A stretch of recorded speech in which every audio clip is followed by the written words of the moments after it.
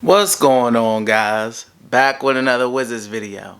Now, I tweeted, so this is why if you don't follow me on Twitter, follow me on Twitter at DTalksALot. I tweeted, I said if the Wizards win, how many push-ups I gotta do? And the general consensus was, I gotta match Bradley Beal's points. Bradley Beal scored 25 points, so I gotta do 25 push-ups. I'm a man of my word. I didn't think the Wizards was gonna win, but they did it. So without further ado, let's get these 25 out the way. Alright, ladies and gentlemen, let's lock these 25 out. Easy peasy. 1, 2, 3, 4, 5, 6, 8, 9, 10, 11, 12, 14, 16, 18, 20, 22, 25. 25 points, 25 push-ups. Little sweat, guys, little sweat. But let's get into this video now. Alright, ladies and gentlemen, now that I'm done with the push-ups, let's get into this game. The Washington Wizards are on a 3-game win streak.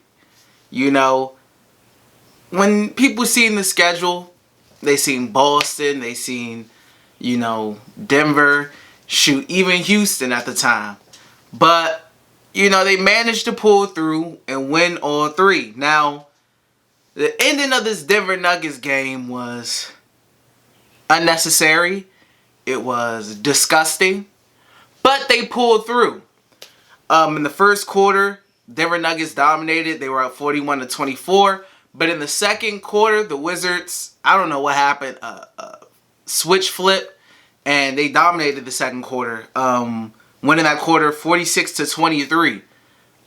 That's pretty crazy. They locked in defensively. They were hustling. Russell Westbrook. I love how Russell Westbrook was playing this game. If I had issues, obviously it would be the turnovers. He had, I believe, 8 turnovers. So you would like to get the turnovers down a little bit. And then towards the closing end of the game, like around the 4-minute mark in the fourth, it was some questionable things that he did from him and Scott Brooks. But for the majority of the game, I really liked how Russ was playing. It was a time where he only had like 3 shots, but he had 9 assists. He was spreading the ball. He was looking for guys. He was attacking and looking for guys, doing his rebounding thing as usual. I was very impressed. I want to see more of that, and less of like the last 4 minutes of the fourth. It was some mid-range jump shots in there that I didn't like. You know what I mean? A couple things. But when he's, attacking and looking to get guys open, it just makes everything better. It makes the offense look good. It's because I had just talked about it in the Houston game and my issues with it. And then in the majority of this Denver game, is like he really was focusing on facilitating and getting guys open shots and things like that. And I love it. The ball wasn't really sticking anywhere. It was moving. Bertans looks like he's finally back to his last season form. This is his second good game in a row. He had 9 threes. Not all his shots were 3-pointers. 8 from 8 from the free throw line and 9 from 11 for 3. He got fouled late fourth quarter to put the Wizards up 3. 9 3-pointers, his career high, 35 points. Now that's what the Wizards signed him for, to a new contract for. These kind of performances. And when Bertans is hitting shots like this, it just opens the offense up much more because teams just have to pay attention to him. They have to. Now, to get into, the late game situation, right? I don't like how the Wizards didn't foul at the end of that game, because if it wasn't for Bradley Beal getting to the basket and drawing a foul with 0.1 of a second left, that game goes to overtime, and who knows what happens at that point. Denver probably wins, but you're up 3 late, foul, give them 2 free throw shots and make your free throw shots, at the end of the day, and that's how it goes. But to let Jamal Murray just take the clock down, and then hit a deep three. Even if you thought he was, out a little far, these guys have been hitting deep threes for a while. They be practicing these shots. These deep threes aren't as uncommon as, I guess they used to be. Jamal Murray has no issue taking a three-pointer from a deeper range. He practices that shot. I'm sure of it. Just like Dame practices that shot. Just like Steph practices that shot. It's guys practice those deep shots. So even if, Hachimura in that situation thinks he's a little too deep, in my opinion, it doesn't matter. You foul them.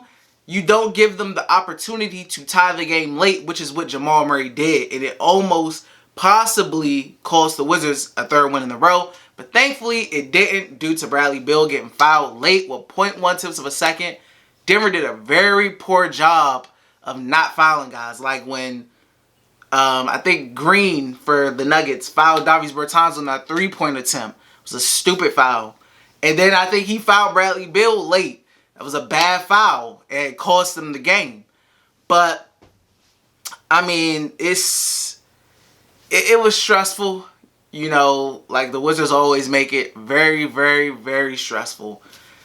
It shouldn't have came down to that. The Wizards, for a decent amount of that fourth quarter, had the lead in hand for the most part. And then they just started breaking down. The late game offense was just breaking down.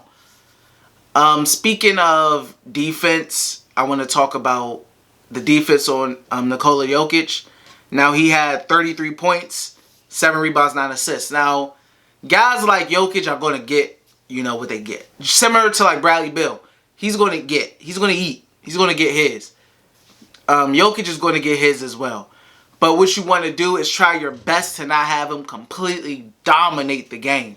Now, you have Mo Wagner out there to start, but he was just outmatched. So, he only got... How many minutes did Mo get? Mo only received, 3 minutes. And it was understandably why. In that first quarter, Jokic was dominating him. It wasn't a good matchup for him. Scott Brooks seen that, so he went to Alex Len and then Robin Lopez. Alex Len did an okay job on Jokic, but I do think, even though I gave Robin a lot of hate, I do feel like Lopez was the most effective on Jokic, and he did a good job defending him as much as he could possibly have done, to stop a guy as talented as Jokic. So, Len came out to start the second half, but Lopez finished the game. It was, one of those things where you got 3 centers. You got a star center on the opposing team. So use all 3 of them and see which one works.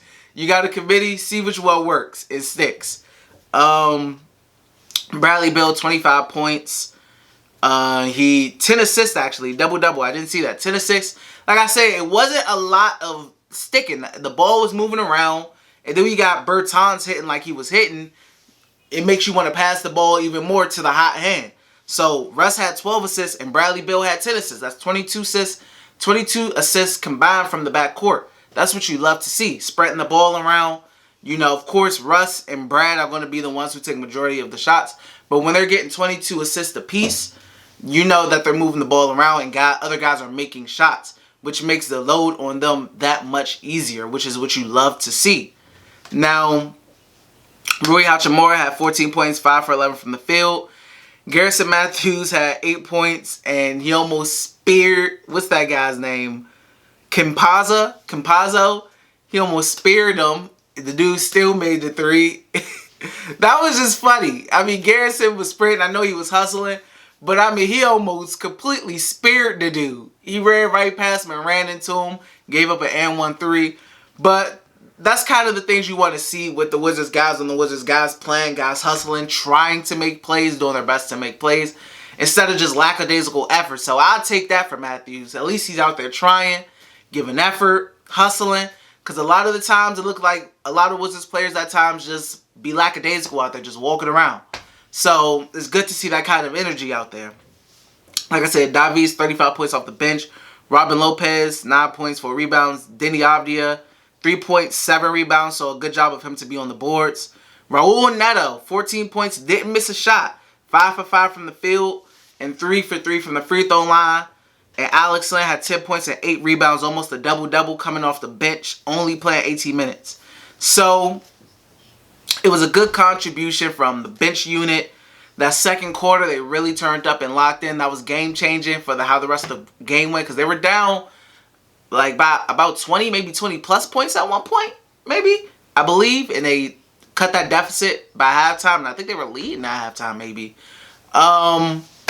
So, on to the next game, which is the Portland Trail Blazers at 10 o'clock on Saturday, 10 p.m.